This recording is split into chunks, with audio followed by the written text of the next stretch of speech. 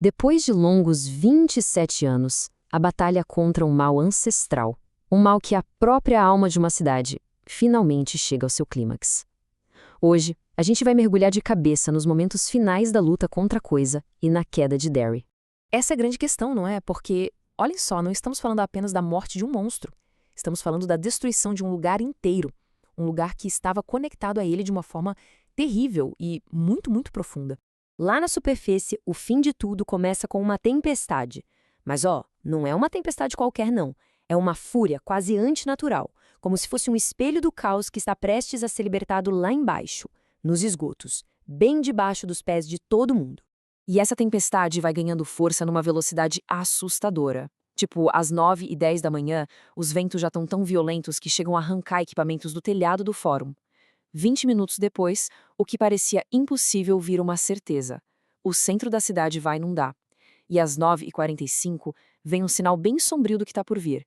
Pela primeira vez em quase 30 anos, sacos de areia são empilhados enquanto o próprio chão da cidade parece tremer com a fúria da água. Só que a verdadeira batalha, a que realmente importa, não está acontecendo na superfície. Ela está acontecendo embaixo, na escuridão. É lá no covil da criatura que o confronto final começa de verdade. A coisa, na sua forma de aranha, está ferida, mas ainda luta. E ela usa a sua arma mais poderosa, a mente. Enquanto Bill e o Rich avançam, a coisa lança um ataque psíquico desesperado, prometendo absolutamente tudo o que eles poderiam desejar. Fama para o Bill, a volta da esposa dele. Poder, riqueza, vidas longas, quase como deuses. Tudo isso em troca de ser poupada. Só que a resposta deles não é na força bruta. O ataque é outra coisa. É a força combinada do grupo, sabe? Potencializada pela memória, pelo desejo e, acima de tudo, pelo amor de uma infância que eles se recusaram a esquecer. É a força do Círculo dos Sete.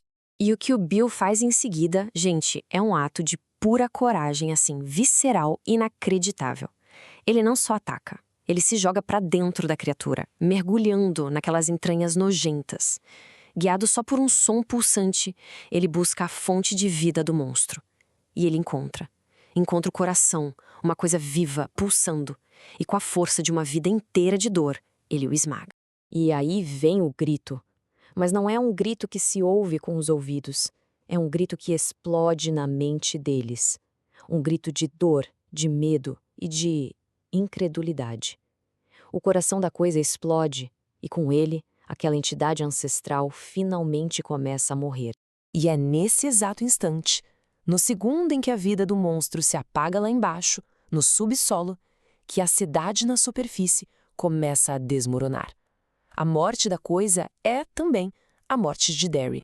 A primeira grande vítima é um marco da cidade, a Torre de Água.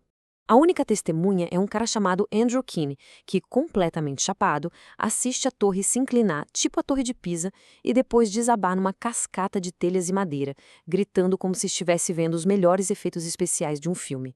A queda libera 7.000 toneladas de água. É uma onda de aniquilação. Ela varre o parque, destrói o relógio de sol onde o pequeno Stan Uris costumava observar os pássaros, árvores caem como se fossem pinos de boliche e 10 casas na rua Kansas são simplesmente arrancadas de suas fundações e jogadas no abismo do Berry.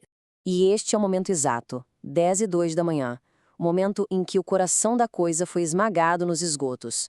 O momento em que o centro de Derry simplesmente se partiu. Claro que as explicações oficiais iam falar depois sobre apoios de canais enfraquecidos, coisas assim. Mas as testemunhas, como um cara chamado Harold Gardner, elas sabiam, aquilo não foi uma enchente, foi um terremoto. O chão de Derry tremeu e se abriu porque o seu coração sombrio parou de bater. E então é o apocalipse. A Rua Main se abre como uma boca faminta. Prédios inteiros, como a loja de souvenirs do Shorty Squires e o prédio do Mr. Paperback, eles simplesmente afundam na terra, como se estivessem pegando um elevador direto para o inferno. A cidade estava sendo engolida. Lá embaixo, os sobreviventes precisam encontrar uma saída no meio do colapso total. Eles conseguiram matar o monstro, mas agora eles precisam escapar do túmulo dele. Eles encontram a esposa do Bill, a Audra, viva, mas só o corpo dela está vivo. A mente dela se foi. A visão da verdadeira forma da coisa a deixou num estado catatônico. Um corpo que respira, mas cuja consciência foi completamente apagada. Ela é mais uma vítima da morte do monstro.